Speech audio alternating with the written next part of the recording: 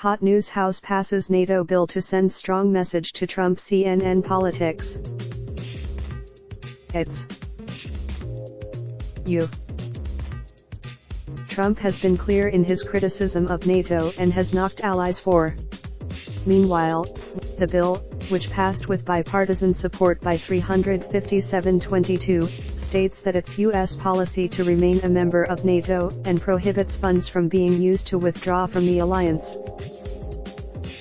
Last year, the Republican-led Senate approved a motion of support for NATO the same day that Trump arrived in Brussels, Belgium, for a NATO summit.